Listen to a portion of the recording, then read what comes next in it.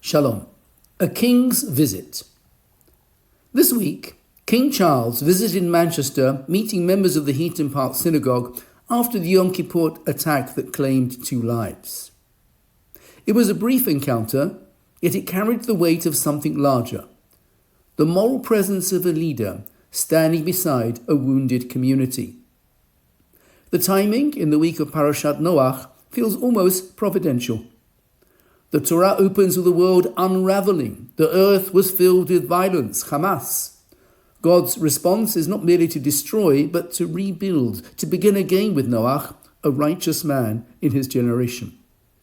Out of chaos comes a new covenant, the Noachide Code, a set of laws affirming the sanctity of life and the responsibility of every being to preserve it. The first divine charge after the flood is simple: do not spill blood, for humanity is created in the image of God. When a king crosses the threshold of a synagogue scarred by hatred, he enacts that same covenant in modern form.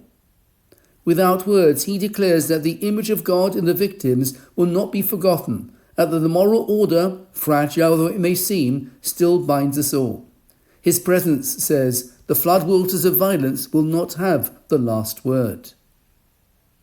The king's visit was a tremendous chizuk, a source of support and strength, not only for the Manchester Jewish community, but to all of us.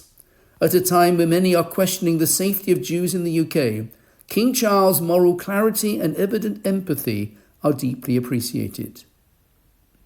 After the deluge, God offers Noach the rainbow, a sign that heaven will not abandon earth. King Charles's visit was a small but shining reflection of that rainbow, a human promise that compassion still has a place in public life.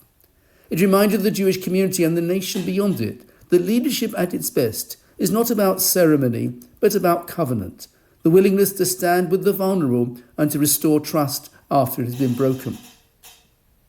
In Kabbalistic language, malchut, kingship, is not domination, but receptivity, the channel through which divine values enter the world.